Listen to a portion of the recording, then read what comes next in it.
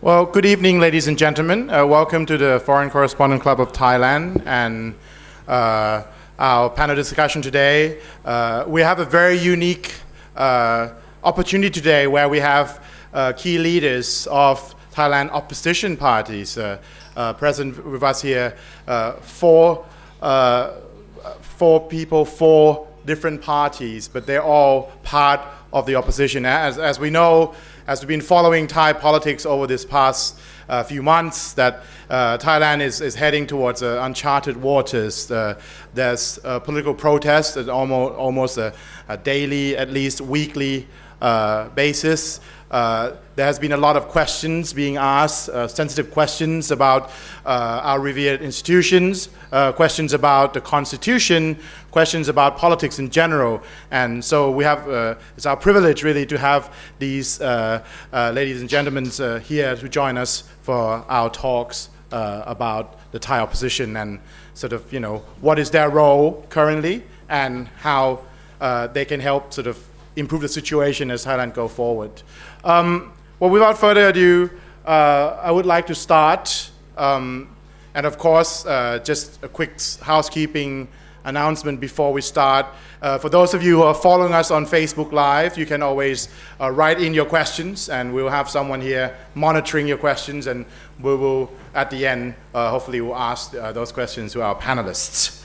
So, without further ado, I want to go first to Kun Pichai Naritapan, of course, Deputy Leader of Pheu Thai Party, the biggest party in the opposition bloc, in fact, the biggest party in Parliament. Of course, it's been quite an interesting time for Pheu Thai itself, but as the biggest party in the opposition, I want to start off with this question. Considering what is going on in Thailand right now, considering the happenings on the streets and elsewhere, what is the role of the opposition as you see it currently? Well, first of all, I would like to thank the foreign correspondents for helping Thailand to spread the news of what's going on in Thailand. I think we are in what we call a dark age for 6 years already. I think the opposition, we are trying our best to try to make sure that things can go back to normal. Thailand has been lag behind from other neighboring countries for a while.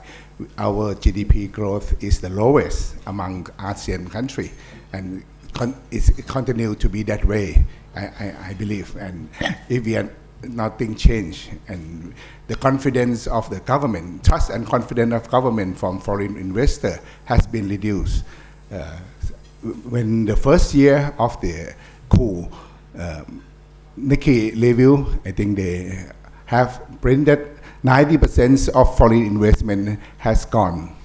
The Thailand foreign investment is reduced by 90%. And since then, the reduce has been continued. The problem is, Bloomberg also said that the problem of Thailand make the neighboring country prosper. You can look at Vietnam, they gaining a lot and they continue to prosper. We're trying our best to see how we can cope with the situation because of the constitution that they draft in order to, continue their regime. It may seem, when they first draft the constitution, they ask for referendum, but they don't allow people to criticize. Even I criticized the constitution, I was detained. I'm the one who get 8-time attitude adjustment in 8 times. I think the most among all the politicians, just because I criticize on economy, and I told them this, they're gonna go bad, things gonna get worse, and they detain me. And on the 7th time, they even cover my head with dark back, and then cover eye too. Yeah, this is very sad for me to believe that you criticize in economy and then they even cover your head and detain you for 7 days. After that, they asked me to join the political party, they are going to say. So shameless. So I declined. I said, hey, impossible. How can you detain me? And then when I declined, a few months I was prosecuted with another case, and because they cannot detain anymore because the constitution already come out. So they charged me with the boiling frog theory. I told them that Thailand is gonna decline like a boiling frog theory. I don't know whether you know the boiling frog theory. The theory is that if you have a hot water and you put the frog into the hot water, they will jump out, right? But if you put the frog into the like a calm, still water, and then you slowly increasing the heat of the water, the frog will adjust, and then the frog die because they didn't know that it's already boiling, and this theory apply only not only in the country, and also in the business, in the company too. If you don't adjust to if you don't know the threat that you're facing, and I warn them that if Thailand doesn't wake up and jump out of the boiling pot, we're gonna be in big trouble. And I'm so glad that suddenly, after I'm trying for 6 years, then the students come out in beginning of the year, and they continue to come out, which is, for me, I believe is a blessing. I think Thailand is survived already from the way that the student and the people come out, because otherwise then we will be the same as Myanmar, right?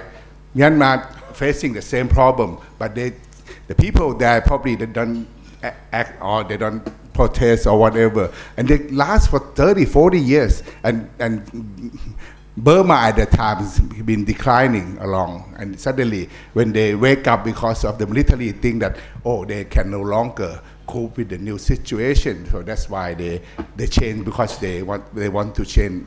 It's not because people protest. But in Thailand, I think the way that the demonstrators come out, I admire them. In fact, I encourage many students when I was detained 8 times. Many students come to see me, and I will encourage them. Hey, if you don't fight for your future, nothing I can do. Because for me, my life, Thailand have been go through a prosperous time, right? Because we have 7-8% growth, 6-7% growth during my time. But if you continue like this, Thailand we only have 2%-3% growth for many years, and you're gonna be losing out on the opportunity to prosper and enjoy good life. And that's what I told them. And suddenly. And they say they're afraid because even I get detained, even I, as a politician, as a former minister, get detained for 8 times. How can they fight? And suddenly they just come out in everywhere, which is like, wow, this is the future for Thailand. And their really creativity, it shows them they have the way of thinking in many shape and form. I think they really catch up with the new idea, and I believe like also the creativity in demonstration also reflect in the creativity of the future of Thailand, which is I'm so glad it happened. So for now I leave it as it is. Thank you. Thank you, Khun Pichai. You raised a very interesting questions about the system and how you mentioned the example Myanmar, and of course we have a structural problem.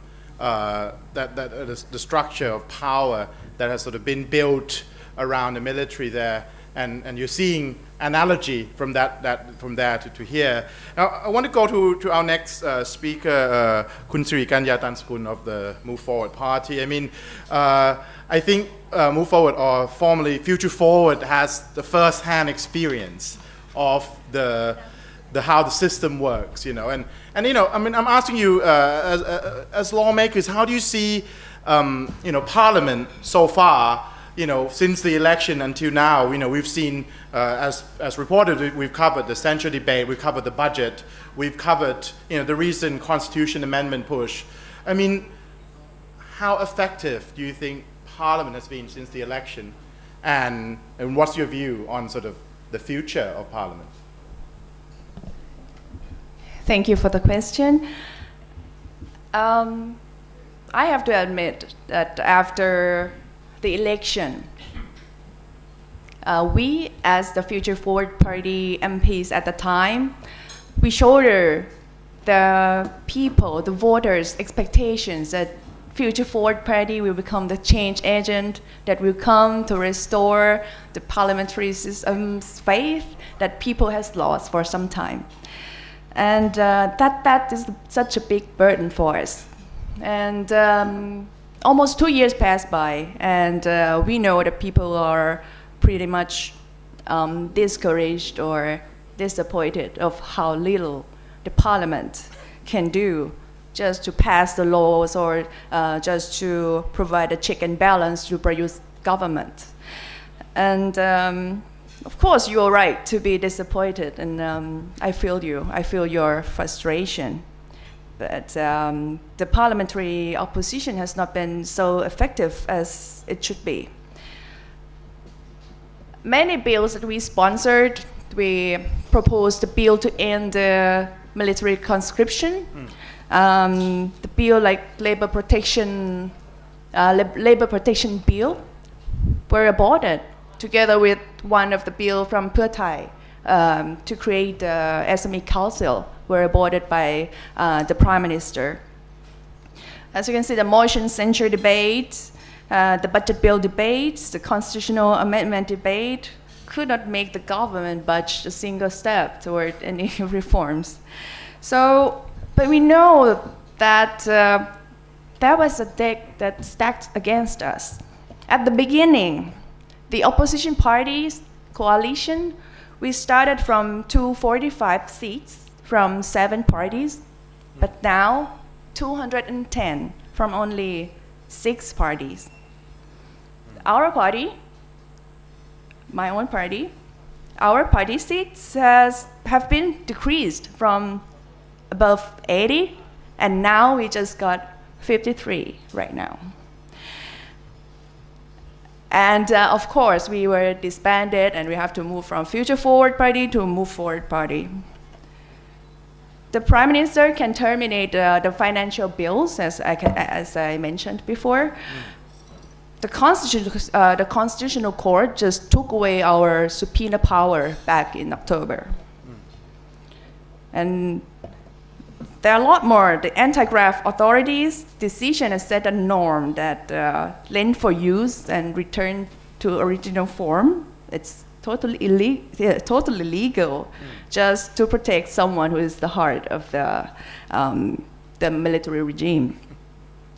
And even if we can get anything through the House of Representatives, but no meaningful change can happen because we have to get it through the 250 junta-appointed senators. As you can see from the case of the constitutional amendment process, or many reform bills that we have to pass together with the joint meetings of the House of Representatives and House of Senate. This sounds desperate, right? But we think that we have done pretty good so far for the 2 years. We have escalated the level of debate inside the parliament. We have done our pretty good job on the censure debate, even though we couldn't convince any of the MP from the government side. But however, even when the current parliament is kneecapped by Prayut regimes that I would call the constitution, the independent bodies and stuff, we are, as a opposition MPs, I think the parliamentary system is still our hope for this country to get out of this political gridlock. It's the only place that can provide a safe space that people can, express their restricted opinions, and to raise the level of the public debate to be discussed with something that couldn't quite often discussed with maturity, with the evidence-based, with the fact-based. Of course, we see a lot of political movements outside of the parliament. And It's of course it's a beauty of democracy, isn't it? And they are more free to do a lot of things that we couldn't. They may face less constraints that we have faced those unfair rules, but any real change can only be materialized through the legislation. So I think the parliamentary work can go hand in hand with those outside of the parliament, and we can work together like in relay race, that we take turn to complete our own mission. So that's why we're still fighting this fight, and we're not giving up on hope. And we know full well that the path of progress is not a single straight line. And when the MPs of the Move Forward Party, including myself, decided to join the politics like 2 years ago, we knew that those change was going to be hard. And we know that we would face some setbacks, and that's what we signed up for. Still, if someone was to tell me 2 years ago that Thai society would be where we are today in terms of societal discourse, I would say that it's impossible. But the change over the past few months, it's pretty shocking and dramatic, and the ground is shifting beneath our feet. And if they have to choose, there's always a right side of the history to this kind of change. And I don't think it is in the best interest of the government side, the coalition parties, the senators and youth government to make the peaceful reform impossible. Thank you for this round. Okay. Well, slightly bleak, but still some hope, right? Well, we go to our next speaker, คุณหมอเรวัตวิสุทธิเวชนะครับ from the Thai Liberal Party. I want to ask you, I mean, what do you see the way forward in terms of, parliamentary politics, considering what's going on, considering the protests, considering the taboos they are breaking? เรามองจากสถานการณ์ปัจจุบันการเมืองปัจจุบันนอกสภาเนี่ยครับว่ามีการประท้วงมีการเกี่ยวกับพูดเรื่องประเด็นที่เซนซิทีฟต่างๆในสังคมไทยบทบาทของสภาในอนาคตเดินไปข้างหน้าคุณหมอมองยังไงครับคุณเกวนโรบินสันประธาน FCCT นะครับและสมาชิก FCCT ผู้สื่อข่าวทั้งในและต่างประเทศทั้งในประเทศไทยและในต่างประเทศนะครับวันนี้ผมขอขอบคุณที่ได้เชิญแล้วให้เกียรติมาได้สัมมนาพูดคุยกันในวันนี้นะครับ So first of all, I'm Gwen Robinson, the president of FCCT and members of FCCT and fellow journalists from all over the world. Thank you for the opportunity. I'm very honored to be on this platform to express my views tonight. สิ่งที่อยากจะพูดในวันนี้คงเป็นสิ่งที่ทุกท่านที่อยู่ในนี้สนใจก็คือเรื่องที่กำลังเกิดขึ้นในปัจจุบันนี้ซึ่งสโคปก็คงอยากจะพูดว่าเกิดอะไรขึ้นบ้างในสภากับเกิดอะไรขึ้นนอกสภาแล้วก็บทบาทที่นักเรียนนิสิตนักศึกษาประชาชนกำลังโปรเทสต์อยู่ในขณะนี้เนี่ยในฐานะของสสสมาชิกฝ่ายค้านเนี่ยจะสามารถช่วยอะไรได้บ้างSo the phenomenon that we're going to discuss today is among the common interest in the society is the big change that is happening in front of our eyes, and then the scope of the discussion will be divided into what's happening inside the parliament, outside the parliament, and then we will see the context of the roles of the student protesters on the street, and with that brings us to the question, what will be the role of the opposition party and how we can help them. ถ้าพูดถึงเหตุการณ์ในสภาเนี่ยก็คงจะต้องมี2เรื่องใหญ่ๆนะครับก็คือเรื่องที่เกี่ยวกับบัดเจ็ตบิลนะฮะซึ่งผ่านไปกับเรื่องของการแก้ไขรัฐธรรมนูญนะทั้ง2เรื่องได้รับความสนใจบัดเจ็ตบิลเนี่ยเราต่อสู้เต็มที่นะครับแม้ว่าเราจะไม่ชนะเสียงโหวตซึ่งแพ้ฝ่ายรัฐบาลแต่ว่าสิ่งที่เรายังทำได้ก็คือเราสามารถคว่ำเรือดำน้ำไม่ให้ซื้อได้เพราะว่าทหารเนี่ยจะซื้อเรือดำน้ำทำให้เศรษฐกิจซึ่งกำลังแย่อยู่แล้วประชาชนกำลังไม่มีจะกินเนี่ยนั่นคือ แม้ว่าเราจะมีกำลังที่น้อยกว่าแต่เราก็สามารถจะส่งเสียงดังๆให้ประชาชนเนี่ยซัพพอร์ตเราให้สามารถยุติการซื้อเรือดำน้ำได้เพราะฉะนั้นเนี่ยจึงอยากจะบอกกับทุกคนที่เป็นพรรคฝ่ายค้านเนี่ยสามารถจะร่วมมือกันแม้ว่าเสียงโหวตเราจะแพ้แต่เสียงอภิปรายของเราดังไปทั่วโลกครับ So there are two main things that has been happening inside the parliament. The first one is the budget bill that just concluded, and then the issue of constitution amendment. And for the budget bill, even though we tried our best, even though we didn't win the vote, but we succeeded in stopping the submarine purchase from the government. And for that, it was a success to support the economy in this time that people are struggling. And we stopped that large purchase for the submarines. So what I want to say is that even though we didn't win the vote, even though in terms of power we are not on the winning side, but with our collaboration we could work with the people and we could make the result that supported them.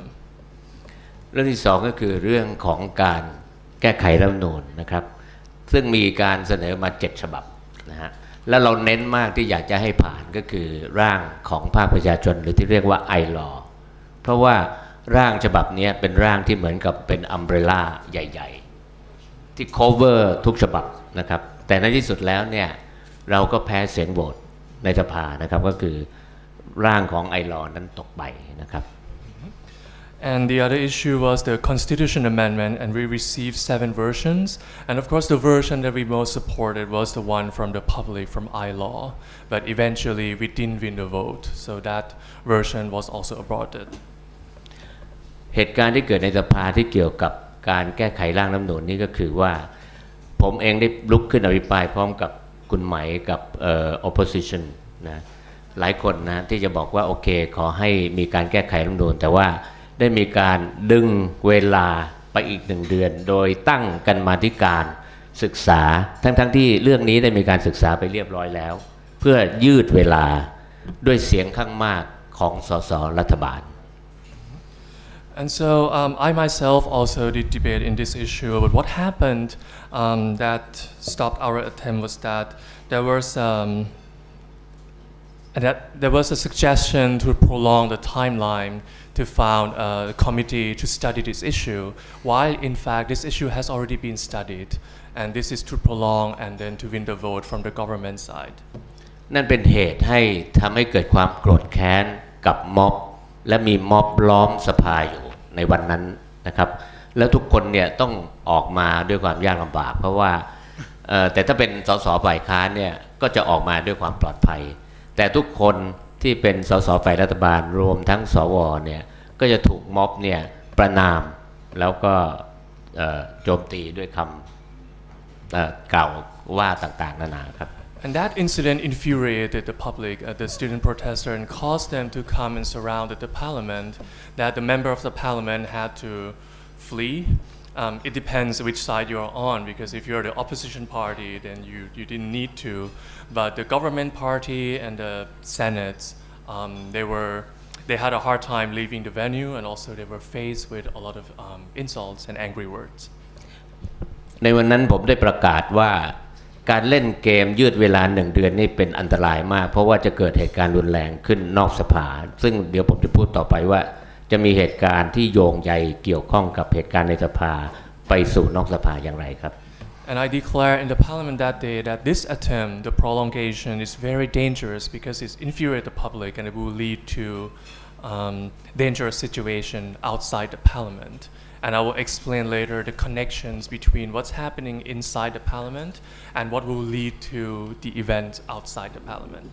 1 เดือนที่ยืดเวลาไปเนี่ยทำให้เกิดม็อบจำนวนมากมายมหาศาลทั่วประเทศแล้วก็เกิดขึ้นมากขึ้นเรื่อยๆ So this 1 month, the prolonged period of 1 month causes more protests all over the nation. จนกระทั่งมีการพิจารณาร่างรัฐธรรมนูญอีกครั้งหนึ่งเมื่อวันที่17 พฤศจิกายนครับที่ผ่านมาครับ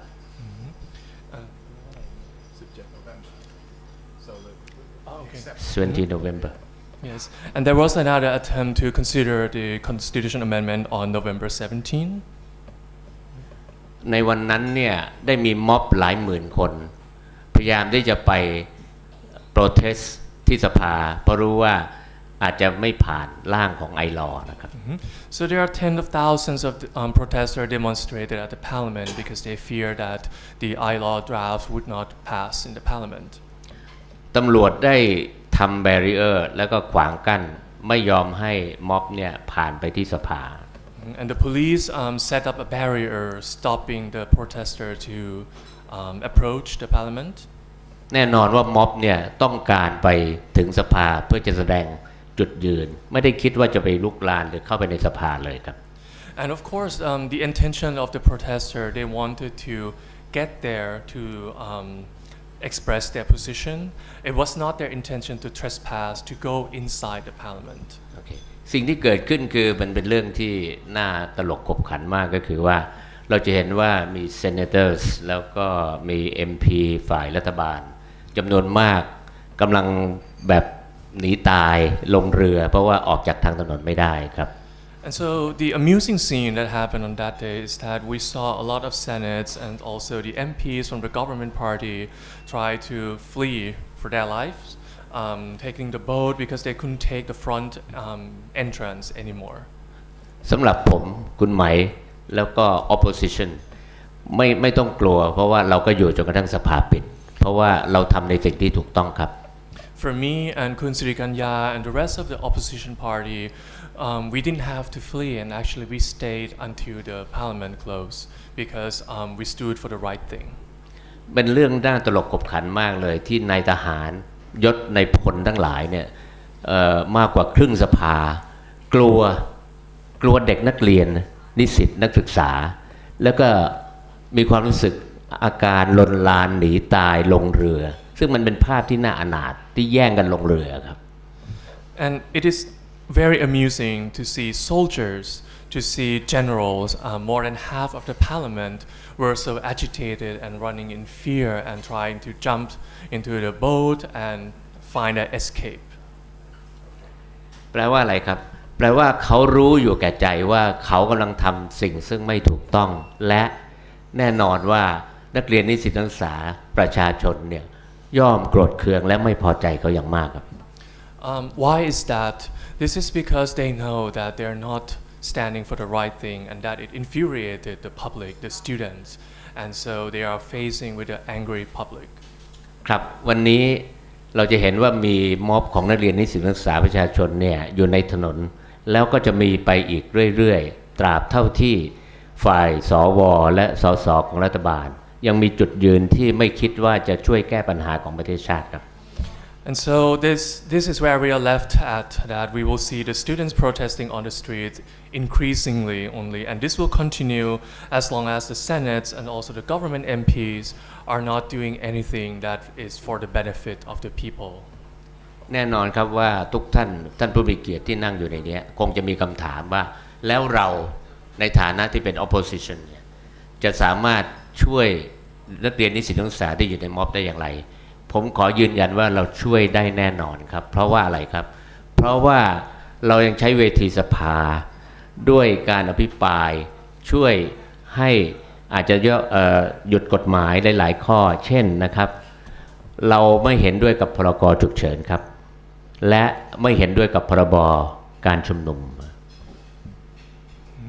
And so of course the question here is how do we as an opposition party can support the students? And the answer is yes, we can support them. There's a lot we can do in the parliament through the debates, and we can stop the bills, for example, the emergency decree and public assembly law. The public assembly law, for instance. โอเคก็คือ emergency decree เนี่ยผมได้คัดค้านตั้งแต่เดือนมีนาคมประมาณ26มีนาคมที่มีการประกาศใช้นะครับแล้วก็คัดค้านมาเรื่อยและเป็นคนยืนยันว่าการใช้ดีกรีเนี้ยของรัฐบาลเนี่ยเป็นไม่ใช่เป็นการสกัดโควิดเลยแต่เป็นการใช้เพื่อจะสกัดม็อบแล้วก็กลั่นแกล้งนักเรียนนิสิตนักศึกษาตั้งข้อกล่าวหาจับกลุ่มดำเนินคดีตลอดเวลา And I have been standing my ground since March 26 that the emergency decree was not a good idea, was not necessary because it was not there to stop the COVID situation, but to open the legal gap to attack the student protest. แน่นอนว่าวันนี้เนี่ยเราคงต้องเฝ้าติดตามดูการชุมนุมของนักเรียนนิสิตศึกษาเนี่ยอย่างใกล้ชิดแล้วก็ดูทุกวันเพื่อจะหาทางว่าทำอะไรที่เราทำได้บ้างนะครับช่วยเหลืออะไรได้บ้างสำหรับการชุมนุมนักเรียนนิสิตศึกษาในวันนี้นะครับ And so from today onwards, what we can do is to closely monitor the activities of student protest and see how we can support them in this journey. โดยสรุปก็คือสำหรับข้อสงสัยข้อกังขาของทุกๆคนของประชาชนรวมทั้งผู้สื่อข่าวด้วยอาจจะยังสงสัยว่าบทบาทของเรายังช่วยนักเรียนนิสิตศึกษาได้หรือเปล่าเนี่ยนะครับผมขอยืนยันว่าเรายังมีบทบาทในสภาและจะใช้เวทีสภาเพื่อพูดดังๆอภิปรายดังๆให้ทั้งโลกได้ยินว่ากำลังเกิดขึ้นอะไรในประเทศไทยและเราจะช่วยเหลือนักเรียนนิสิตนักศึกษาได้อย่างไรครับ So in short, to that question of the roles of the opposition party and whether we can help the students, the short answer is yes. We will use the parliamentary system and send our voice and our standpoint out to the public and also to the world in order to help the students. ครับรอบแรกนี้ขอขอบคุณคุณอิทธินัทและคุณพานุครับขอบคุณครับ So, thank you to the moderator for the first round. ขอบคุณมากครับคุณหมอนะครับก็เป็นคำตอบที่น่าสนใจในการใช้สภาเป็นเวทีเราอยากจะไป we want to go to our last speaker คุณสุพจน์อาวาส the spokesperson of the ประชาชาติ party and you know คุณสุพจน์ one of the question is that of course we've been talking about what's been happening in parliament but as opposition what do you guys do outside of parliament I mean there's also that role as you know the political party the coalition the opposition coalition what have you guys been doing and what is the next step for the opposition ก็อยากจะถามเรื่องเกี่ยวกับบทบาทนอกสภานะครับของทางฝ่ายค้านเอง So thank you very much for FCCT for inviting me to join these panels but I will deal with the 8 issues given us to comment upon but there are too many issues to be dealt with so I will speak Thai so that the moderator and the interpreter can do their work. Okay. คำถามที่ผมจะพูดก็คือว่าผมขอยืนยันว่าคือประเด็นที่ให้ไปก็คือกำลังจะบอกว่าพรรคฝ่ายค้านทั้งหมดเนี่ยอยู่ในสภาพของ loose coalition นะครับซึ่งอันเนี้ยผมในฐานะที่เป็นคนหนึ่งที่ช่วยเป็นกลไกอยู่เบื้องหลังเนี่ยขอยืนยันว่าสิ่งที่สังคมเข้าใจเนี่ยไม่จริงนะครับ1เรามี7 พรรคข้อที่2ตอนนี้เราอยู่6 พรรคแต่การที่เราต้องแยกกันเดินบ้างและร่วมกันตีบ้างอันนี้เป็นกลยุทธ์ Okay, so first of all, the question that I received that I should declare is about the status of the opposition party. And people see that the status right now is a loose coalition, but from my experience and involvement providing support in the back all along, I would say that that public perception is not correct. We consist of 7 parties now, 7 parties and now reduced to 6 parties. And of course there are sometimes we have to take our separate ways and then after a while we come back together on certain issues. This is not the breaking point, this is just a strategy. ในประเด็นแรกเนี่ยก็ขอเรียนและก็ยืนยันว่าการขับเคลื่อนของไอลอเราไม่ได้เป็นเจ้าภาพแต่เราก็มีส่วนในการที่จะรับรู้รับฟังแล้วก็มันเป็นสิ่งที่เรายืนยันได้ว่าสิ่งที่เขาทำเนี่ยเป็นส่วนที่เป็นเสียงแล้วก็เป็นความต้องการของประชาชนโดยแท้จริงเพราะฉะนั้นเนี่ยก่อนวันนี้เราพยายามขับเคลื่อนในเรื่องของพรบประชามติตามที่มีการพูดคุยหรือกันมีการดีเบตกันวันนี้และเราให้ความรู้กับชาวบ้านในเรื่องที่1เรื่องที่2ก็คือตอนนี้ เรากำลังให้ความสำคัญทุกพรรคฝ่ายค้านเนี่ยกำลังให้ความสำคัญเรื่องพลเอกประยุทธ์อยู่บ้านสวัสดิการหรือบ้านรับรองของกองทัพ Okay, and the first issue here we can look at is the I-law, and of course I must say that the constitution draft I-law was not proposed by us. So our role is to listen, but also we could confirm that the I-law constitution version was a reflection of the voice and also the demand of the people. And our attempts before that, we support the Referendum Act, and we educated the people to have the right understandings of this. And what we're paying special attention right now is the issue of Prime Minister Prayut, that he stay in the government residence in the military compound.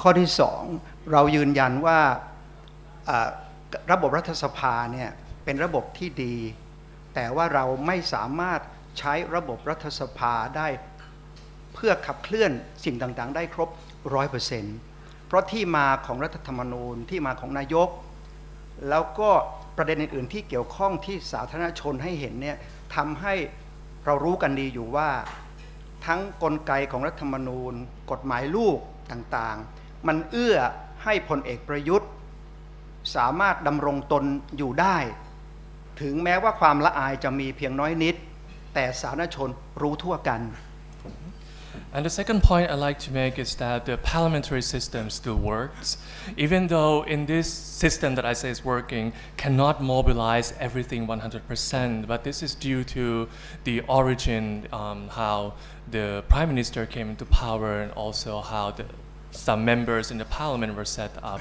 And this created gridlock and stopped us. So even though there is little shame to be seen over there, this is the reason why we are still struggling in this system.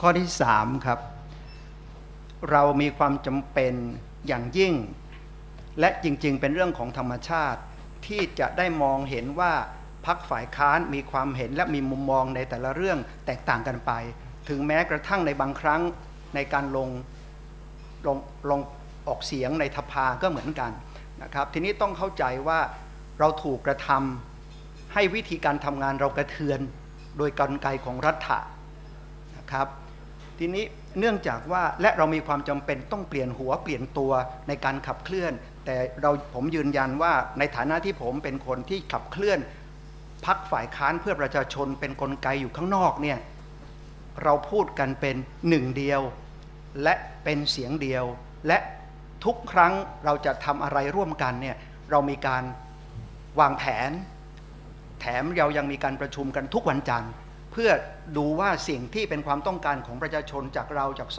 สเป็นอย่างไรแล้วก็เอาไปเสนอในวิปของฝ่ายค้านเพื่อเจรจาแล้วก็ทำงานต่อกับรัฐบาลในสภาครับ And this diversity of opinions is only natural, and this reflects the needs of the opposition parties, that we have different viewpoints.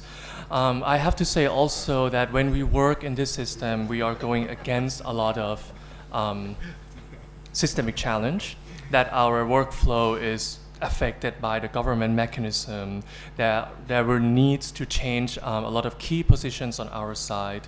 But from my experience, as I drive these movements and I drive these attempts on my own, so I can say that we speak in one voice, and we have the working system of planning. We have meeting every Mondays to really reflect what the public wants and what is the standpoint of the opposition party, and we bring that conclusion into the debate in the parliament. ข้อสุดท้ายเป็นความเห็นส่วนตัวมากๆ คือว่าการที่มีการออกเสียงประชามติจะมีในอนาคตจะมีสสรหรือไม่อะไรอย่างไรนี่แล้วแต่กลไกของรัฐสภาที่ตั้งขึ้นแต่การที่ดำเนินการมีคณะกรรมาธิการแก้ไขรัฐธรรมนูญเนี่ยสำหรับตัวผมเองเนี่ยผมไม่ได้หวังว่ามันจะเรียบร้อยหรือเป็นไปตามความต้องการของเราทั้งหมดของคนส่วนใหญ่ที่กำลังขับเคลื่อนอยู่ขณะนี้ 100% แต่อย่างน้อยเนี่ยเราได้แก้บางมาตราที่เราสามารถที่จะแก้ไขได้ถึงแม้ว่าจะไม่สามารถทำได้ให้จบ ภายในปี 65 เราก็คิดว่าความพยายามของฝ่ายค้านและประชาชนก็คงยังดำเนินการอยู่ต่อไปแต่ทำอย่างไรก็ได้ในอนาคตทำให้สวไม่ต้องมาเลือกนายกรัฐมนตรี And this last point is rather a personal opinion. I think that about the referendum and regardless if we will have the constitution drafting committee in what form or not, I don't expect the results in the end to come out in 100% in line with the demand and also the expectation of the people. And we might change something that we can change for now, but what we can hope for is that maybe this process will not be finished by 2022, but in the end our goal is that we won't be seeing Senate selecting the Prime Minister any longer in the future. ครับข้อสุดท้ายครับเรื่องการเคลื่อนไหวของกิจกรรมต่างๆนอกสภาอีกเรื่องหนึ่งก็คือเรื่องไม่ว่าจะมีกลุ่มแคร์หรือกลุ่มใดๆก็ตามหรือแม้แต่การที่เด็กๆน้องๆออกมาประท้วงหรือออกมาเดินขบวนกันเนี่ยครับผมว่ามันเป็นเรื่องที่ดีเพราะว่าแต่ละกลุ่มมีจุดมุ่งหมายอย่างแคร์ต้องการให้ความรู้ต้องการที่จะขับเคลื่อนตั้งประเด็นทางสังคมเพื่อให้เป็นที่ถกเถียงและก็โจทย์จันกันเพราะเนี่ยเราไม่สามารถสภาเรายังพึ่งไม่ได้ขอต้องประทานโทษท่านสสที่นั่งตรงนี้นะครับว่ากลไกของสภาอย่างเดียวเนี่ยไม่ได้เพราะเราต้องอาศัยกลไกข้างนอกในการช่วยทีนี้การที่เด็กๆออกมาประท้วงออกมาบนถนนเนี่ยผมคนหนึ่งที่อยู่ทุกการชุมนุมนะครับแต่เราไปในฐานะผู้สังเกตการณ์เพราะฉะนั้นเนี่ยเราจะได้เห็นว่าเด็กๆและน้องๆเนี่ยมีทำงานกันอย่างเป็นระบบอาจจะมีข้อบกพร่องข้อขัดเคลื่อนคลาดเคลื่อนบ้างในช่วงนี้เขากำลังหาวิธีการแก้ไขแต่ที่สำคัญก็คือเราชี้นำไม่ได้นะครับและที่สำคัญพูดน้องก็ไม่ฟังนะครับเพราะเขามีทิศทางแนวทางวิธีคิดวิธีการจัดการของเขาเองนะครับเพราะฉะนั้นเนี่ยก็ในฐานะที่เป็นกลไกหนึ่งเล็กๆของพรรคการเมืองเนี่ยผมโดยส่วนตัวก็ให้กำลังใจเราไม่ endorse เขาแต่เราให้กำลังใจแล้วก็จะมีอะไรก็ตามเนี่ยถ้าเราพูดคุยกันได้และเราจะดำเนินการร่วมมือกันได้ในอนาคตอย่างไรก็ยินดีที่จะช่วยเหลือครับ And the last point was about the movement outside the parliament. You know, we have different movements that we can see, for example, the CARE group or the student protest. I think this is a good thing because these different groups of protesters reflect diverse viewpoints and demands of society, and they have their own different mechanisms and functions. For example, the CARE group focuses on educating people and raising the awareness on different social issues. And so this is something that we have to count on them, that we cannot count just only the parliamentary system alone. Apologies for the member of the parliament. And when I see the student protests on the street, you know, I'm always at every protest myself, but as the observer. And as the observer in those protests, I saw firsthand the systems, how the students work together to drive their agenda. And of course, there are some mistakes, there are some shortcomings, but they're still learning. The important thing is that we don't try to lead them. We don't try to influence them, or even if we try, they wouldn't listen to us anyway. So as someone involved in the opposition party, I will say that like I just watch them. I don't endorse them per se, but I have my goodwill for them, and we all perform our functions. Thank you. ขอบคุณมากครับสุพจน์ ก็ before we go to the question, I have a question I want to put out to any of you. อยากจะถามคำถามหนึ่งที่ท่านไหนจะตอบก็ได้นะครับคือเราเห็นใน 3-4 เดือนที่ผ่านมา in the past few months we see that you know the student protest has been pushing some very radical agendas. You know, this includes the reform of the monarchy, amending the entire constitution, etc. I mean, how do you match? How do you link up? You know, all of you mentioned that you know you've monitored the protests, you follow the protests, you've listened to their demands, and in fact, in many ways, you can provide a platform for certain things that they're talking about. But how do you link up with such a radical, with such a they shattered the ceiling, those kind of demands. อยากจะถามเรื่องนี้ครับว่าเนี่ยเราจะคีปอัพยังไงกับการข้อเรียกร้องจากผู้ชุมนุมในนอกสภาเนี่ยครับที่พูดถึงประเด็นที่มันเซนซิทีฟมากอย่างการปฏิรูปสถาบันกษัตริย์ในสังคมไทยท่านไหนจะตอบก็ได้นะครับก่อนที่ผมจะให้คนอื่นถามแล้วแต่ I go first then.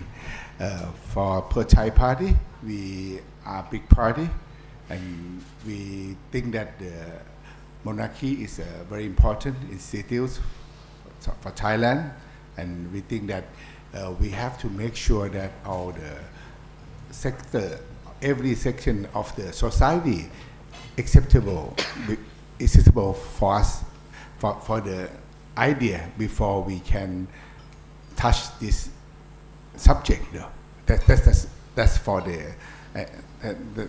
the party standpoint. But for my personal note, this is personal. Okay, I'm also worried about what's going on and how this thing will lead to what happened. But there's also a lot of worried about the asset issue and everything that they've been talking. Even the loyalists also worried about this issue. That's what I can tell you at this moment. Yeah.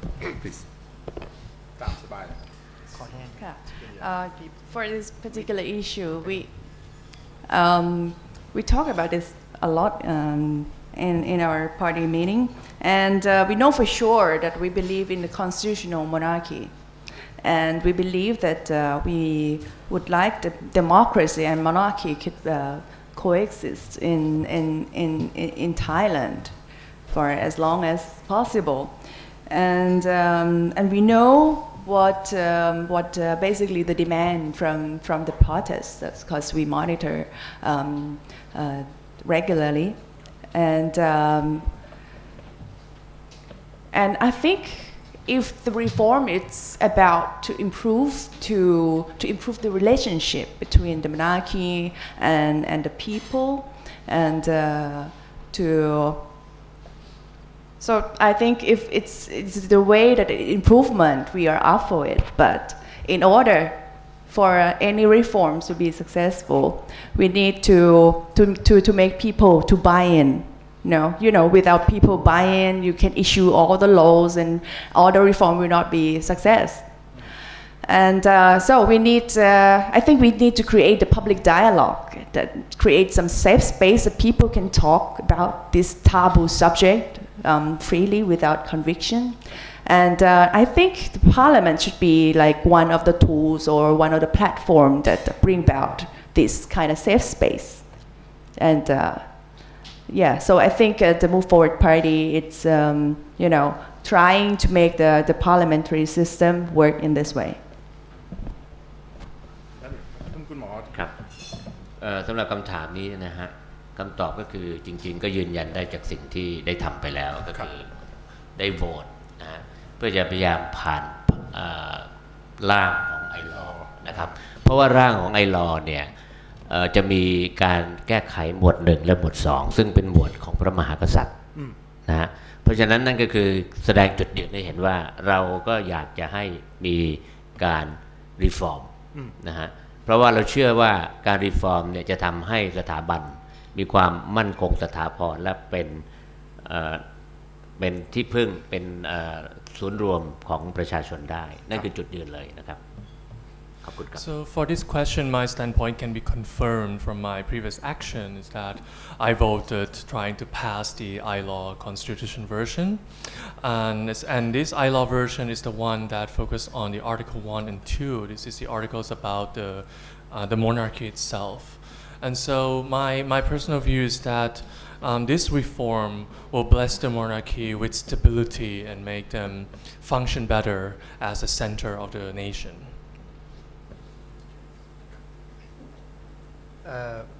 I think the discussion on the said issue need to be re-dealt with again in the parliament. But maybe not this time, but next time it can be possible. It's not too late at all. It depends on the subcommittee decision. Okay. All right. Well, with that, thank you so much for answering that question. With that, I turn to the floor. I guess if any of you have any question, please, there's a microphone in the middle of the middle of the room there. Just identify yourself, your affiliate, and also ask your question. Just remember that FCCT is it's a safe space too, and we value freedom of expression. So please go ahead. And for those of you at home watching on the Facebook Live, feel free to send in the comments, and then we'll try our best to get all the questions. Thank you. Gwen, you want to kickstart? Hi. Hello, Gwen Robinson, FCCT President. Sorry if I missed this, but and maybe some of you brought it up, but I didn't quite get it very clearly about the prospects for greater unity amongst the opposition parties in Parliament. Have there been any concrete steps in recent weeks, apart from your discussions about the constitutional amendment?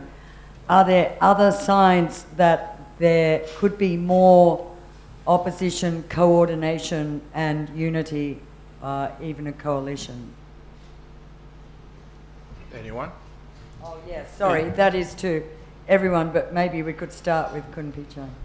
You mean the unity among the opposition party? Oh, well, I think we do have a very good cooperation. In fact, every week, every Monday, we met with representative of all the opposition party, and we discuss, and we also have the press release, and also, we give interview together every week. I don't see any problem at all. You see, how can you have problem with people look like this? No, it's not my nature. so it's just so we don't. Well, of course, you have to realize the fact that Pheu Thai and Future Forward may have strong basis of the voter, but we don't. We for Pheu Thai we think we're gonna take voter from Palang Pracharat more than we gonna take voter from the Future Forward. That's our goal, my opinion. Yeah. Yes, of course. A few weeks from now on, we will have the deliberation of the constitutional amendment of Section 256, and we have to discuss a lot about the constitutional drafting assembly. That there are two different models. That one proposed by the government MPs, and the one proposed by opposition. I mean, Pheu Thai opposition, except Forward Party. Draft. So we have to discuss about this, and we think this is gonna be the milestone that to see if we can unify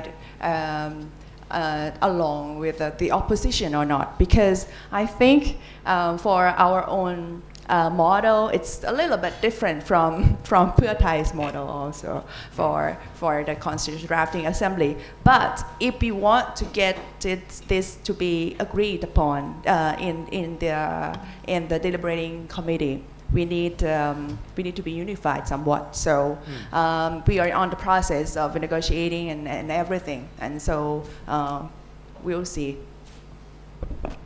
ขออนุญาตครับครับผมชอบคำถามของคุณเกวนมากครับ คือกำลังอยากจะบอกว่าอย่างนี้ครับว่ามันน่าจะเป็นวิถีทางปกติใช่ไหมครับในดิโมคราซีเนี่ยแม้ว่าพรรคร่วมฝ่ายค้านเนี่ยจะมีความเห็นต่างกันบ้างนี่เป็นเรื่องธรรมดาต่างคนต่างก็อาจจะแล้วแต่ว่าเป็นประเด็นอะไรบางทีก็อาจจะร่วมกันบางทีอาจจะมีความเห็นต่างนี่มันเป็นวิถีทางปกติแล้วก็น่าจะสวยงามในระบบดิโมคราซีแล้วก็เช่นวันนี้เนี่ยเราอาจจะต้องร่วมมือกันในเรื่องของการ pass ไอ้ตัว constitution แต่ว่านี่อีกไม่กี่วันข้างหน้าจะมีการเลือกตั้งท้องถิ่นใช่ไหมครับแน่นอนว่าพรรคเพื่อไทยกับก้าวไกลอาจจะต้องต่อสู้กันแต่นี่ก็เป็นเรื่องปกติธรรมดาไม่ได้ผิดปกติอะไรเลยบังเอิญผม อาจจะไม่ได้เป็นคู่กรณีเพราะว่าทางพรรคไม่ได้ส่ง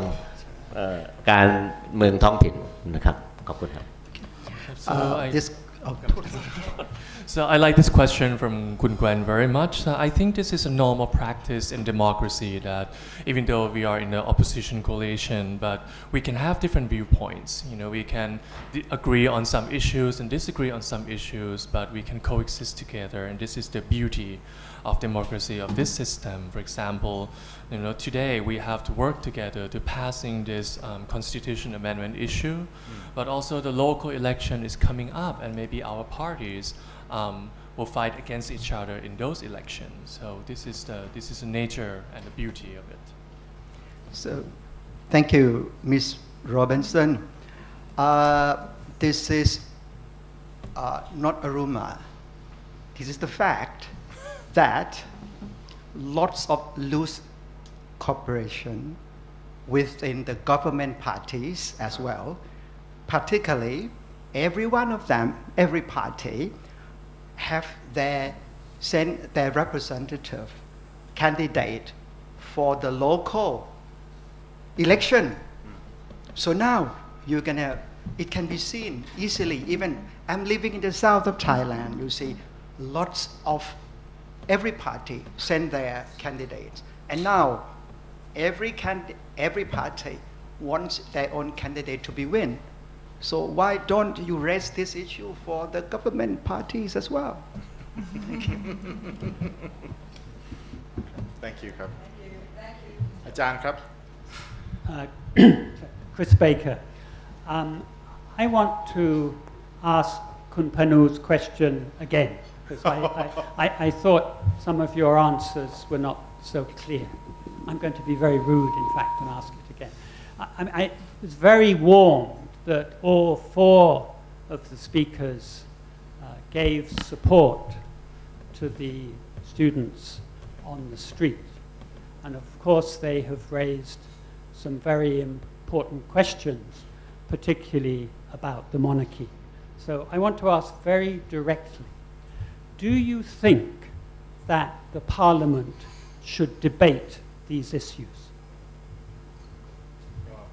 น่าสนใจของอาจารย์คริสนะครับว่าคิดว่าทางสภาจะดีเบตไหมเรื่องเกี่ยวกับการปฏิรูปสถาบันนะครับว่าแล้วแต่ไม่จำเป็นต้องตามคิวแล้วแต่ใครอยากคุณพิชัยก่อนก็ได้ครับ Yeah, this issue I think we're gonna have the constitution drafting committee coming out soon, and I think the committee will discuss this matter. That should be the job of the constitution drafting, the new constitution drafting, which I hope it will come from all elected.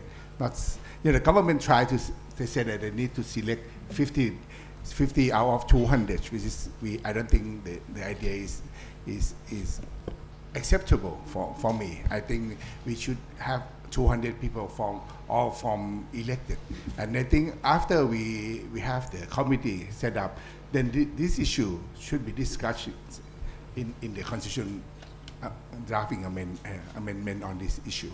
I think that's my opinion.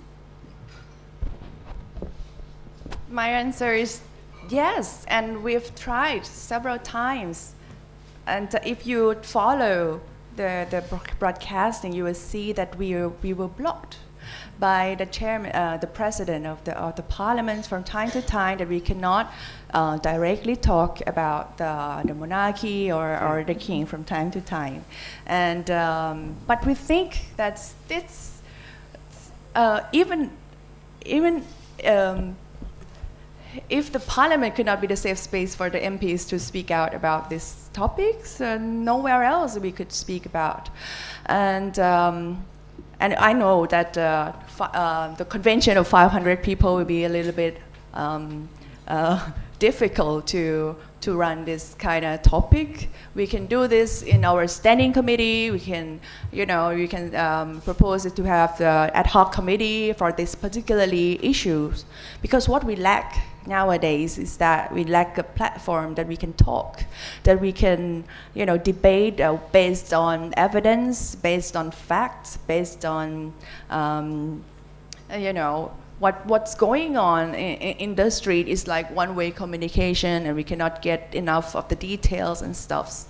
And from the other side, we could not find that they provide enough evidence of what they have debated on the television. So I think we should and we must make the parliament to be the safe space for the people to talk about this topic. Thank you. ขออนุญาตครับ ครับคุณหมอครับ ครับคำตอบก็คือว่าเราได้ดีเบตเรื่องนี้ในสภานะครับสสได้ดีเบตเรื่องนี้ในสภาแต่อย่างนี้ครับถามว่าจะรีฟอร์มได้มากน้อยแค่ไหนเนี่ยมันจะไปอยู่ในดีเทลตอนที่ตั้งสสร200 คนตรงนั้นนะครับมันจะมีดีเทลว่าโอเคต้องรีฟอร์มอะไรอย่างไรบ้างที่เกี่ยวกับโมนาคีนะครับก็คือคำตอบ So my answer would be that we did debate about this issue in the parliament. A member of the parliament did do that, but the details of how much of a reform and in what form they would take place, that will have to be with the Constitution Amendment Committee, the 200 members in that committee. We will see the details then. I am sure that this issue later will be dealt with properly by the Constitution Drafting Committee, because all involved got hurt. They got hurt. Instead of letting students of the pro-democracy protester yelling out on the street, this should be brought into the parliament properly. And then, now I have to confess that people are divided now. So I'm sure one day there'll be someone or somebody who understand this, that it's a very delicate issue. I know that you cannot talk about it publicly, but Parliament is a safe place to do so. Otherwise, I don't want to go to jail like Kun Pichai, 8 times, because that's enough for him. But I don't even want one. Thank you. Yes, hello. I'm Philip Sherwell. I'm a correspondent with the London Sunday Times. Thank you all for your contributions. Mainly a question for Kun Pichai, although I'd be happy to hear the other comments. You've all talked about the importance of the protests and how the protesters are driving so much of what's going on in this country now. We're in rare, uncharted territories, Panu said. The protesters at the moment are predominantly sort of probably from a demographic that's supported Future Forward at the last election. And there's been quite a lot of interest in how much support the red shirts might sort of add to these protests. Now, I appreciate Pertai and the red shirts are not one and the same, but Pertai also has a rare ability financially and logistically, their MPs, your MPs, to mobilize a lot of red shirt protesters who've historically come to Bangkok for protests. What would do you think it would take to bring out red shirts en masse again? And certainly we've seen at Sanam Luang there have been red shirt protesters there. But, this has predominantly not been, obviously, a red shirt issue. Would you like to see them back on the streets? Would you like them to be protesting again? And for your party, who, as I say, has sort of this strong connection with that ground movement, what would you like to mobilize them, and what would cause you to mobilize them? Well, to be honest, the red shirt movement have been fighting for this for a long time, and Thai party didn't support. I mean, financially or whatever. We didn't support them to come to the demonstration, but they do come by themselves. That's the truth. Even they think that American is behind the mob. If you go and believe it or not, a lot of people still believe that American is behind the scene for this movement, and I so surprised that even people that don't like the demonstration also believe that U.S. are supporting, and people who like the demonstration also U.S. is supporting. So it's very strange that why they think. And I met with the U.S. diplomat and asked them frankly, hey, they say that you are supporting the demonstration, and they asked me back, do you think Mr. Trump care? And that's probably the good answer. But anyway, the government tried to say that, oh, this movement is, is supported by American, not by students themselves, because they try to convince themselves that once the American not support, then the student may dry up, which is their wishful thinking, which is not going to happen. But on the other side, the people who support the demonstration think that, okay, if U.S. support, then the Thai government will go down for sure, because U.S. have a track record of breaking down many governments in the past. So that's why they try to convince themselves on both parts. But the truth is, for Pheu Thai party, we do support in terms of mentally, and we always want the people to come out. As I say, I'm happy that the student come out, and I'm happy that the legislature joining the student to come out. But ask if whether Pheu Thai party supporting or not. We support morally, but we didn't support them financially. That's the answer. And that we wish them to be successful. And we send our MP, a group of MP, to watch over them, try to protect them.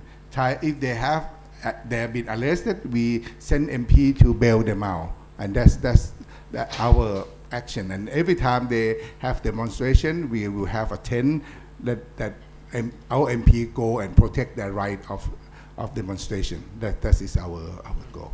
Yeah, thank you. I hope that's good answer enough. Great.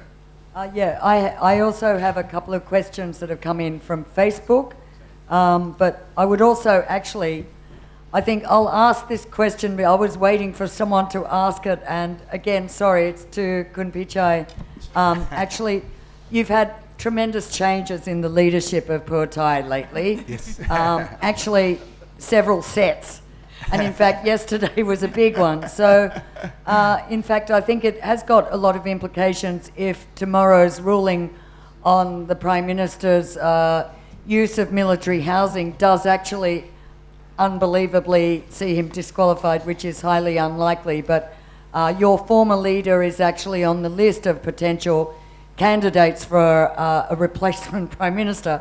So it seems very significant that she has now resigned the party. But I wonder if you could enlighten us about the leadership of Pheu Thai and what all these changes mean, and particularly what yesterday's resignations meant, yes, and how you feel it changes the leadership of the party and possibly the direction.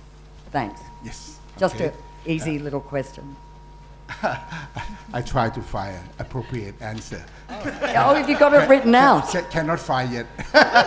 You can email it to us. Kidding. We are a little bit surprised of what the action happened, but we respect the decision.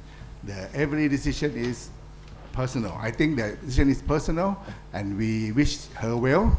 And I think in every political party, there's people come in and come out. That is normal. And then we respect her decision. And then we hope that there are sayings say that the tree, even with the strongest leaf keep changing. So when the leaf change, we growing new leaf, and that's what the answer would be. Thank you. And on regarding of the issue of the housings of the government, our Secretary General of the party is the one who raised up this question to the Speaker, and then it become a big matter, because if you're talking about the truth about this matter, the Prime Minister he's retired from the military for a long time. He's no longer eligible to stay in the housings of the military housing. So in doing so, I think he evade the law that prevent the prime minister or any official to accept the benefit more than 3,000 baht, which is against the law. If you recall, our former Prime Minister Samak Suntarawen, he going to the TV station doing cooking, and then he get sacked from his position from cooking show, and this is even worse than that. So, and also the Prime Minister is also a Minister of Defense too. So when he using the housing, military housing, it means like he also have conflict of interest of abuse his power of using the housing. So we hope that tomorrow ruling we'll see what happen. If it happens that the PM have to step down, it also good. But if it happened that the court may found him not guilty, that is also good, because people will think what happened. The outrage will be there, and for me, I'm favoring the PM to be sacked out. The reason is it will solve Thailand political and economic problem on both way, because if he gets sacked, then the student may have no reason to demonstrate, right? So the demonstration will cool down, and the political wise, then it will cool down the political tension in Thailand. And also economic wise, as I told you earlier, the investment to Thailand, trust and confidence in Thailand has been dry up for 6 years. So if changing the Prime Minister may bring up trust and confidence of Thailand, I hope so. That's what I expect. And besides, we have a lot of people in Thailand. You may find it funny, but it's the truth. We're talking about astrology. you may think that's funny, but in Thailand, sometimes it's self-prophecy. Everybody take astrology into their own consideration, because people do it according to astrology, whether you believe it or not. I have my professor, who is also a former Deputy Prime Minister and Minister of Finance, Dr. Virapong Lamangkun. He's a dean when I was studying, and we continue to be friends later on. Anyway, 4 years ago, he told me, he also economist, and also political science, and he also an astrology too. So he told me that, Pichai, he said, hey, in 2020, this is like 4 years ago, he said, in 2020, the alignment of the star will be the same as 1932. I said, hey, something will happen. Really? He told me 4 years. I said, gee, do I have to wait 4 years? Is it that long? I said, hey, that's the way it is. It's going to last about 3 years, 2020, 2021, 2022. That's what he told me. So I said, well, as a people who believe in scientists, in science, so I don't believe so. Anyway, beginning of the year, January, February, students come out in numbers, and suddenly I said, gee, maybe something is really happen, and then it continue turbulence, right? And they say that this Christmas probably will be the most turbulent time. That's what they say. I don't know. They said it's gonna last like 2 to 3 months.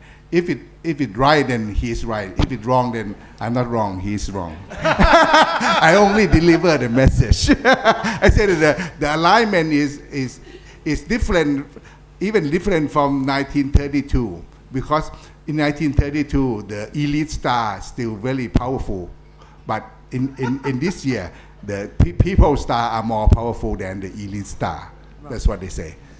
Thank you, but believe it or not, this is just another science that we share. we can discuss this next year or maybe 6 months later Yeah. in this FCCT. Okay, we'll invite you back in a year. But sorry, but to follow up, reflecting the theme of change with Pheu Thai, would you expect all these changes to result in any change of policy or direction for Pheu Thai, or you think these are just superficial changes that won't change the direction of the party or policies? Pheu Thai, we stand firm on democracy and we will insist on that. Nothing changed. I believe that we will be stronger, better, and we will gain a lot of vote more. I'm sorry to say that we may take a lot of vote from Future Forward too. Kidding. But mainly, because Palang Pracharat have maybe 110 and 20 MP, we intending to take the voter more than the Future Forward. Yes. Right. So we I'm have some. just kidding when I try to take the MP from them. Yes. Okay, there's a challenge. Thanks. And just to ask a question that's come over Facebook from a viewer who wishes to remain anonymous, and maybe I can direct this to the other panelists. What do you think will happen concerning the youth movement? You've already answered, Kun Pichai, about your thoughts on the case against Prime Minister Prayut. But I think there's a general question about what, as parliamentary opposition, you feel about where the youth movement is going to take the protests on the streets, particularly in terms of monarchy reform, or will the movement just die, run out of steam? Very short view on that from each of you, if you like.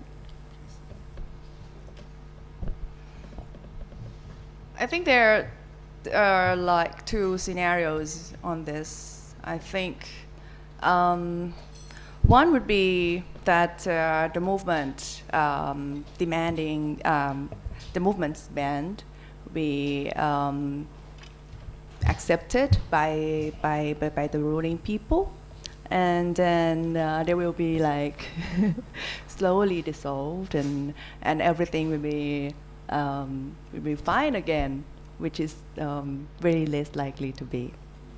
And the other way around is that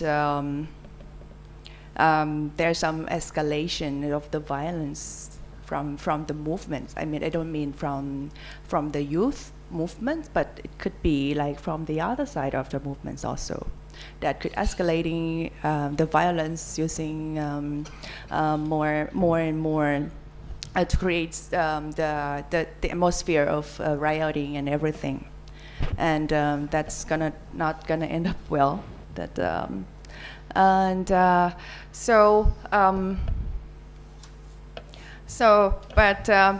for both scenarios, if it happened, I think what the youth movement has been achieved already is that they already shatter the ceilings of the debate already. That we have come so far from like 2 years ago. No one wouldn't imagine what would happen like today of Thailand, right? And I think they have already marked a pretty crucial milestone for Thai society that we could. Talking about the taboo topics right now, and I think it's going to be like a gradual process of change towards something that because change cannot be without the society's consensus, right? So it's going to take some time. Probably there will be the uprising and the violence, or the mob will die down eventually. But they already make the milestone for Thai society already. Yeah, can I make some more comment? I think for the Thai society, the root cause of the problems are the point of views between generations. New generation has many database and informations, can easily reach them digitally, Why for the old generation? Not for you, huh? I mean, in the Thai society, not for the guests here, okay? Many consider them as disruptive technology and unlimited by the availability of database and information. The way both of them are thinking are totally different. New generation mostly take actions upon fact, but old generation take actions upon belief. I think these two ideas between fact and belief can absolutely create big conflict and fight. Thank you. My comments concerning the pro-democracy protester is now anyway tomorrow 3 p.m. in front of the in Lad Prao intersection. The two issues will be dealt with very, very, openly again. And then I would cordially invited you there to just see what's happening. And I can assure you that the movements are being reorganized. They are so clever. And they have their own plan what to do. But some plan will be abruptly taken, well organized by their own management team. So I'll make sure that they will never die out. I agree with Dr. Sirikanya that things will be escalated. It's okay. Okay, I'm sure.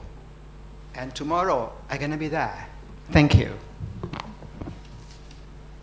Any more questions? If not, I have a quick follow-up from myself. I mean, you mentioned, all of you, about sort of the future of the movement. There's several possibilities. And, the prospect of violence is forever there because of Thai history. And we've seen it from time to time where we have different opposing sides on the streets. We have violent clashes, then we have military coups. In the case of a military coups, as opposition, what are you guys going to do? What can you do if this happens again, like in 2014? As the party who get coup the most since Thai Lak Thai and Pheu Thai and the semi-coup during Palang Prachachon. Well, we believe that if and when there is a coup again, I don't think it's going to be easy this time because the demonstration are there and they realize that that's not going to solve the problem. In fact, they increase more problem. In fact, I'm a writer and columnist for the newspaper, also for the economic, and then also before the year 2014 when they have when they have the coup. I write and say that it's going to be bad, everything's going to falling apart, economy is going to be bad, trust and confidence is going to fall apart. But people doesn't believe. But if they're looking back on my comment before the coup, and I expect the coup because the collaboration between the demonstrator and the military is obvious, and it show later on is so obvious. So anyway, we believe that if and when there's coup, then it won't end well, and it will be more and more turbulence. And as for the Thai party, we will try to resist every way we can in this issue. I would say that we will defend democracy and the parliament as to protect the legislative power branches, and I mean, I have to refer him, คุณธนาธร จึงรุ่งเรืองกิจ We talked about this, and this is what he told the would-be MP at the time, that once we have the coup, we must reconvene at the parliament and work as usual, as business as usual. Just you know, to show that the parliaments, the legislative power still there and resist those, you know, outlaw power, and we weren't afraid, and we will fight back. Thank you. Anyone else? Oh, sir, do you want to ask some questions? Yes, thank you. Peter Metcalf, member of the club, formerly from UNDP. My question actually is very closely related to the one you just asked, because I think there's a lot of more focus on the role of the monarchy, but to me the role of the military is perhaps even more important. And I mean, you've just been talking about coups and how you might or might not react if there were a coup. But my question would be more how, from an institutional point of view, you as members of parliament, members of the opposition as it happens, would try to build institutions so that in the long term the Thai democracy has a proper control of the military. Because democracies that don't control the military are in some ways democracies only in name. Thank you. Great question, thank you. Yeah, I believe, I think, frankly speaking, I believe this right now, Thailand is in turbulent stage. And I think after this chaos pass, we must do what you said. Is no more coup now. I don't think it proven that coup only make things worse. And we will try to do everything to separate military from the politics. We have to be sure of that. But on process of doing that, we need to, it will take a lot of process. But we believe that things are coming. I think that majority of the people knowing now, and in the old time they used the IO, you know, of the military, try to blame government and try to create the condition for them to do the coup. But you know, most of the Thai sometimes they only brainwash only on the elite part, because the low income people may have a lot of people, but they don't have strength to resist. But now I think everybody in every sector of the society realize that coup is the bad thing that happened to Thailand, and military should stay away from the politics. And I think with the punishment they're facing now, with economic problem and everything that they're facing now, I think they will realize that it's time for a change, and it will be a permanent change. That's what my opinion. Of course, the military reform is the policy that we pledged during the election, the last election, and what we have done so far. Some are successful, some are not. Is that we pay a lot of attention to the Ministry of Defense budget, and we dig a lot, and we found a lot of suspicious and. If we can claim that the submarine is drowned, because what we have been trying in the committee and the subcommittee also, and further that we have investigated about the budget, there are a lot of off budget of the military that I think it's the source of money that they can do a lot of things and build a lot of their power too, and that's what we are trying to reform. And the third one is the end of the conscription bill that was just avoided by the decision of the Prime Minister without stating any reasons to us that why he aborted our bill, but we will resubmit it. And the next step is to reform the Defense Council that have the power to determine the budget, the laws regarding the military system and everything. They have higher power than the government, because there are only 1 or 2 seats from the government, from the civilian. And the rest 20 something people inside the defense council will be like those from the army. So we want to reform this also. And because what we believe is the civilian government should be over the military. Thank you. Yeah, I think everybody realized that the military is the big problem of the Thai politics, and that's why we should reform constitution. And I think we should focus at the many problems as well, like economic inequality, unfair justice system, education reform, something like that. And finally, eventually, the Prime Minister Kun Prayut must resign. Thank you. Okay. Hi. Mike. Hi, my name is Mike. Last question. Yes, this is the last question because Gwen just told me about that, and it was just exactly what you were just talking about. I am Mike from Google News Initiative. So my question is about education reform, because we've been talking a lot tonight about monarchy reform, but the movement of the students today was that in public schools, they wanted to wear, just not to wear uniform. And there's also a lot of issues, and it's been like one of the top issues that the protesters bring when they go on stage to protest. So my question is, any of you can answer this question, is what is your standpoint?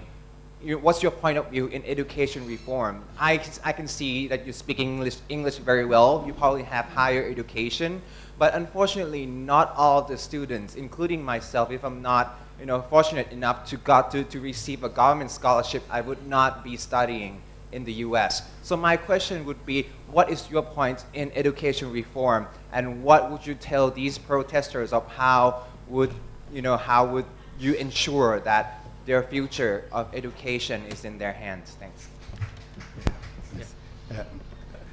This is very important. If you recall, Pheu Thai Party, the one who initiate one tablet per child. In fact, this is the turning point of the education reform. But unfortunately, the person who handles it might not do as good, and then they doesn't have the point view of how to giving the free Wi-Fi and such and such. But we realize this is a problem. Even in the World Economic Forum, Thailand education has been big problem for a long time. Latest information, we are ranking number 89 of the 100 country on speaking English, which is very, very bad.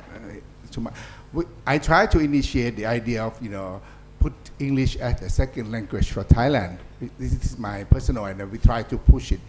Like when you go into the government, and then you try to initiate the idea of having dual language, Thai and English, so that to push Thai people to study more English. That's what I want to see. And then talking about this, I'm also talking about the recommendation from the 5 ambassador, U.S. ambassador, U.K. ambassador, Japan ambassador, Australia ambassador, and German ambassador recommend 10 points that to solve Thai problem on many issues. And then one of the German ambassador speaking very well on critical thinking. I think Thai people lack of critical thinking, and they always a lot of Thai using fallacy, try to convince people in a very irrational reason, that's a big problem. And we try to encourage the critical thinking for Thailand. And I would like to see the completely changing of education reform, like you say, and we try to do our best.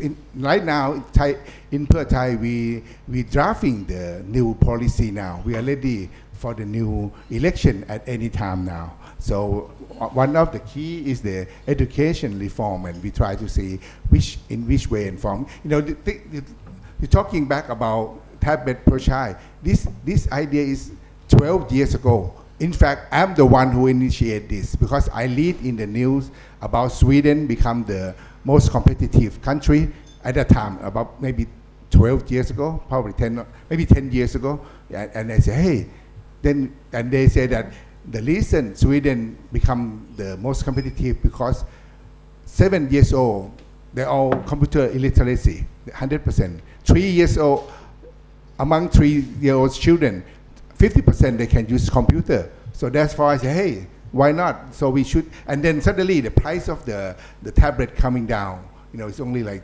2,000-3,000 baht. So I think it's best to give out, but the way they handle the policy may not be as good, and then they after the coup, then they ban this policy, and then the Minister of Education tried to bring up this policy back, but they get attacked within the party that using the per Thai policy, they not accept it, but in fact it's for the good of the country, not because of this policy. That's what we want to see, and we will try to bring technology back, and we also have the idea of the digitalization of the whole country of Thailand.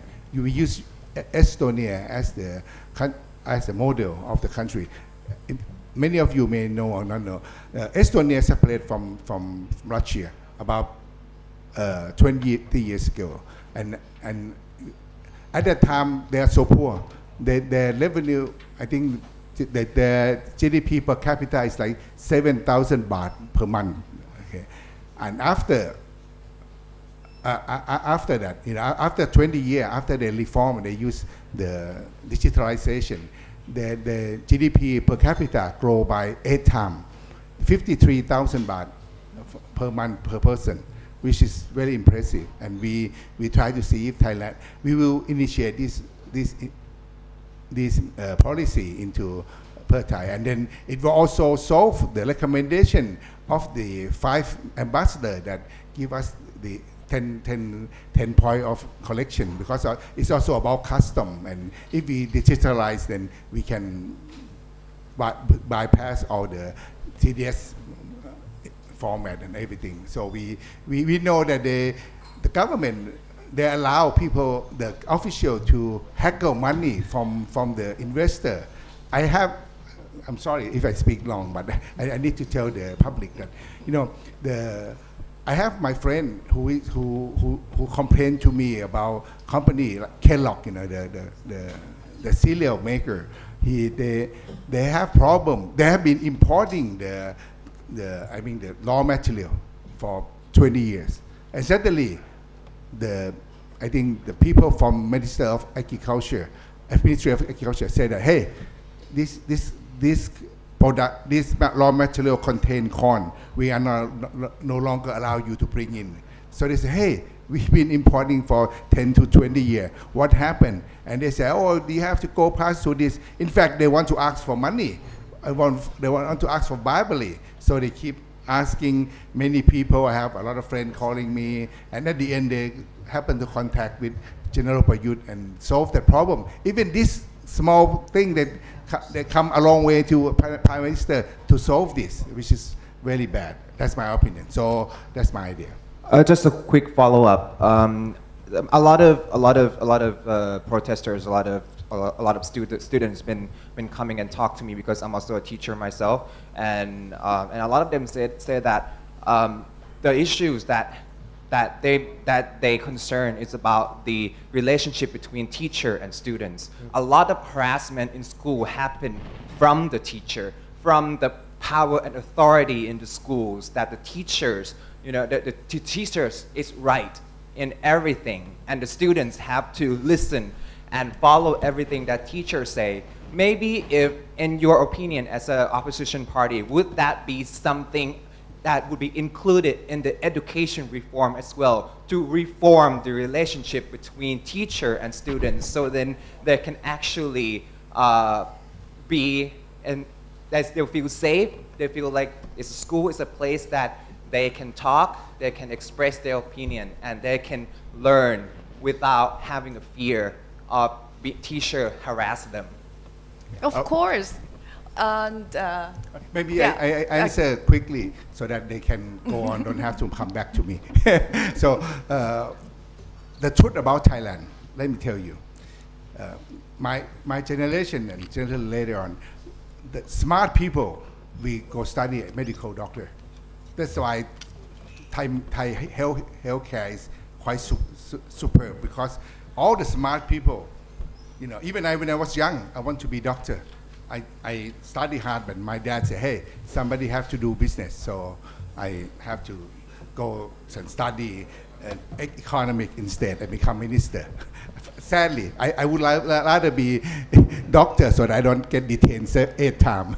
Anyway, another contradiction is the smart people go study as a medical doctor, the stupid people study teacher. I'm sorry, the people who cannot study anything, they go study as a teacher.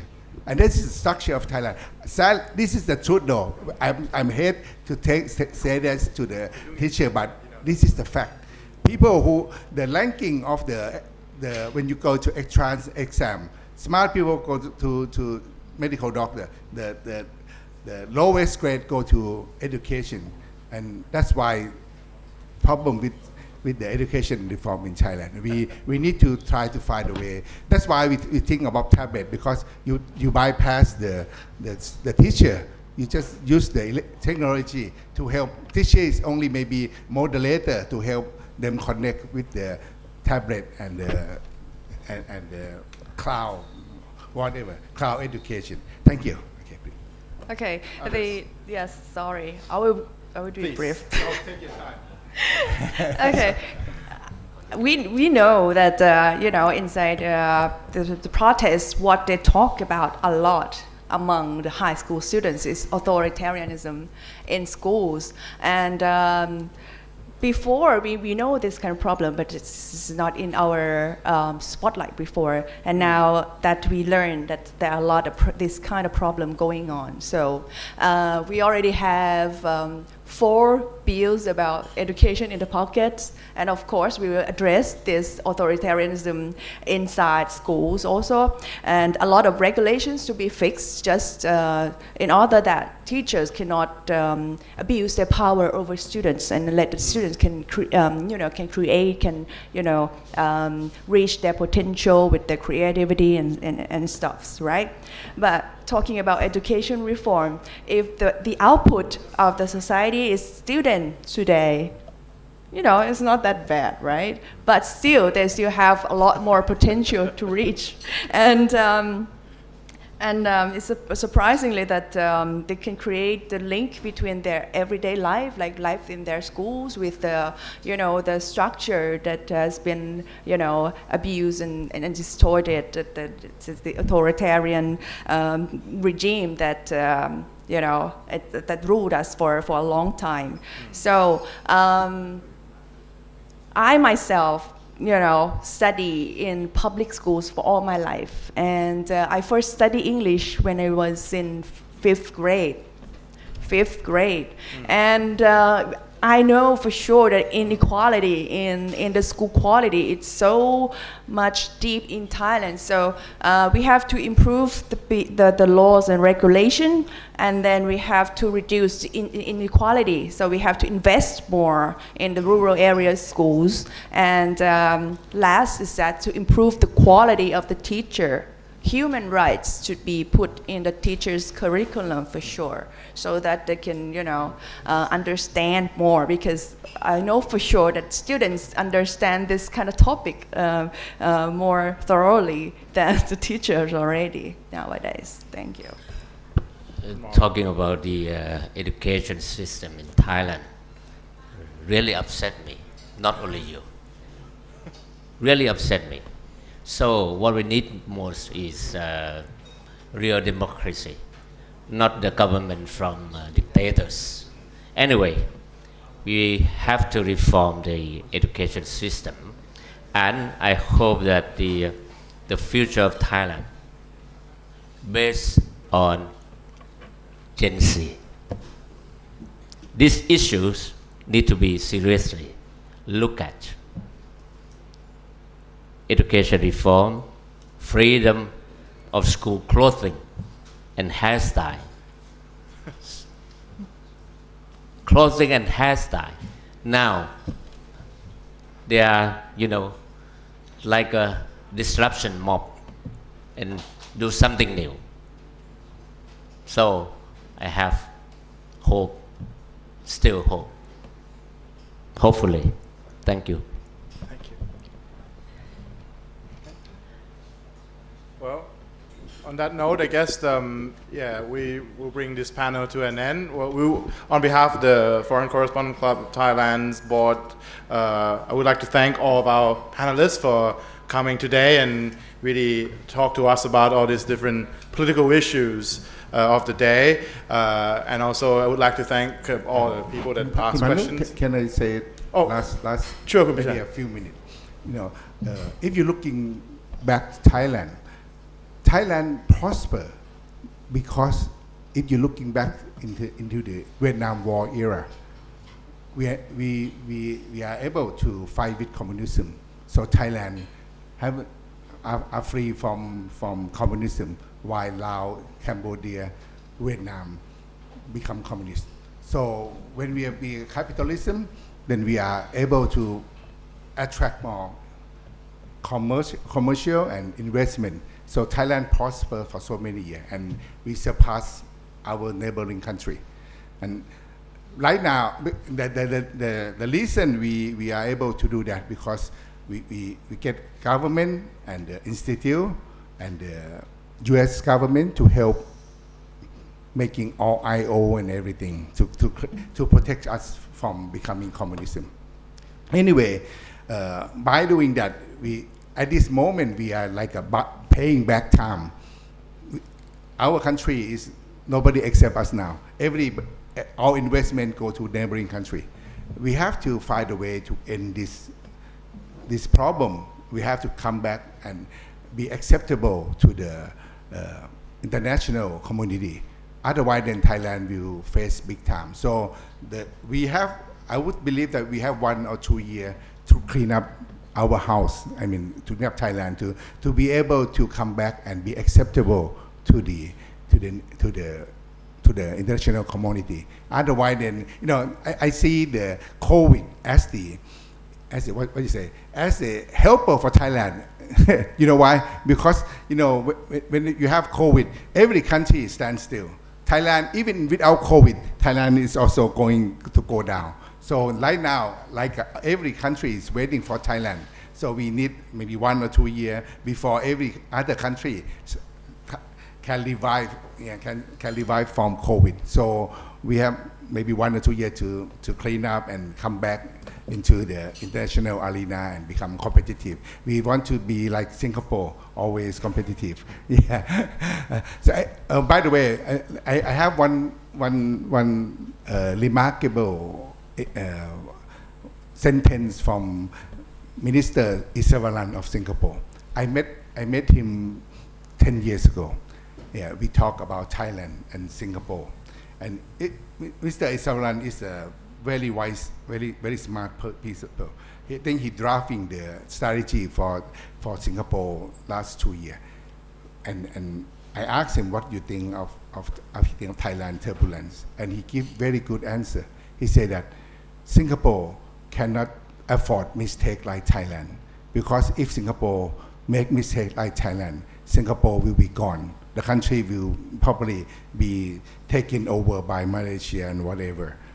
So I want Thailand people to think that way too, because we make so many mistakes now, and then it's about time that we have to do the right thing as Singapore, because they do all the right thing. That's why their GDP per capita is 6, 7, or 8 times more than Thailand, and that's the remark I want to say. Thank you so much.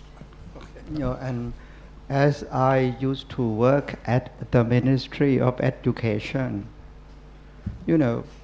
those big bosses are all clever. They are all graduated from overseas. But when they go there and work at the ministry, it seemed like the Ministry of Education is a graveyard for both students, parents, and the ministers, because not